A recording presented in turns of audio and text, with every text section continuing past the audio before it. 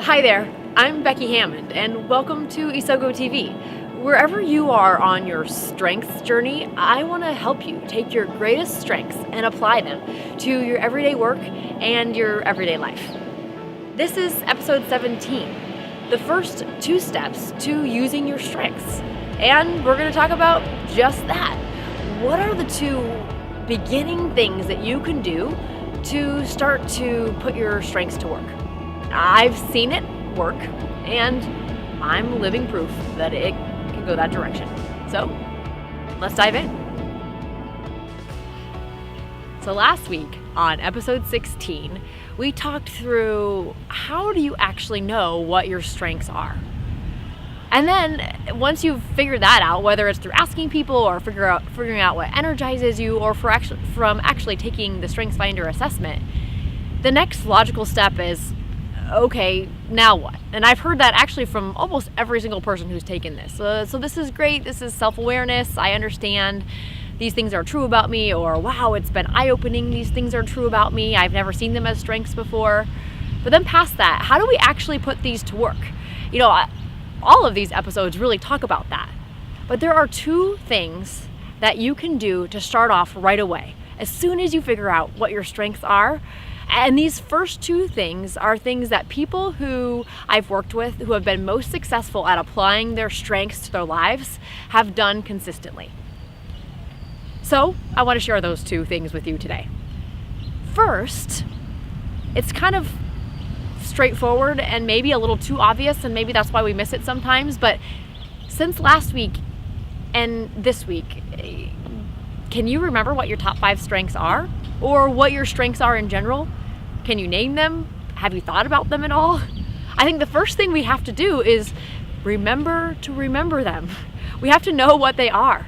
And so really this is practical, tangible first step is to put them in front of you in a place that you will see them every day, all the time. And I have a couple different examples of those just to kind of get your mind spinning. You could put them on your bathroom sink. That's where I have mine.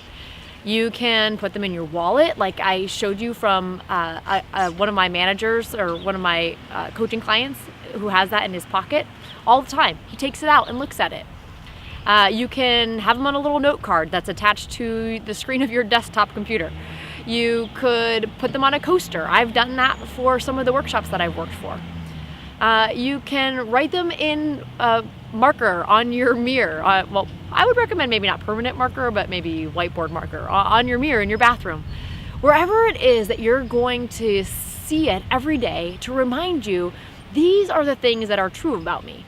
And not just true about me, but unique about me and the talents that I have within me that I can turn into strengths to offer to the world and to get to that success that you're hoping for in that day, in that moment, or in that year.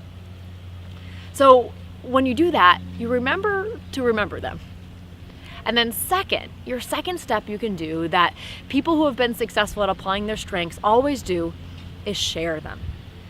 You've learned them yourself, you've thought through them yourself, you've reflected, maybe you've thought through some success that you've had because of these. But the next thing you can do, and it's actually really fun, is share them with people that are closest to you. You know, sometimes our strengths, we talked about them being internal and invisible. Sometimes they're like our face.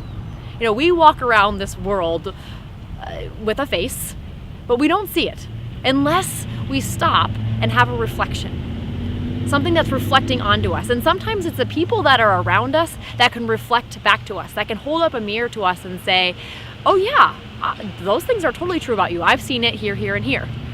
You know, so if you've taken the StrengthsFinder assessment, you can literally print out the report and give it to them and say, hey, could you read these 5 paragraphs and just let me know what you think resonates with you about me, or maybe you can see what's frustrated you about me in the past, and start to have an awareness reflected to you from the people around you that care about you and love you and want you to grow as well. So those are the first 2 steps. They're pretty straightforward, pretty easy. You don't need special equipment or lots of knowledge, just to remember them and to share them with the people around you. And I guarantee that will start you off on your path to using your strengths and applying them to your everyday work and your everyday life. So let's use this. Today, it's super practical. Step 1, put your strengths in a place that you are going to remember them. Post them somewhere that you will see them every day. And number 2, share them with somebody who's close to you. Ask for feedback, reflect back to them, and start to make this a part of your everyday language. And once you've done that, I would love to hear about it. I'd love to connect with you. If you are stumped or have any questions, I'd love to help answer those for you. So connect with me over at isogostrong.com in association with this episode.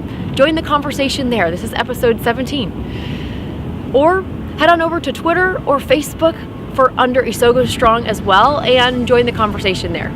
I want this message of strengths to get out to the world, to help eliminate that hate and strife and unnecessary frustration that happens in our work and our lives, and allow us to each get to that unique place of success in our own strong way.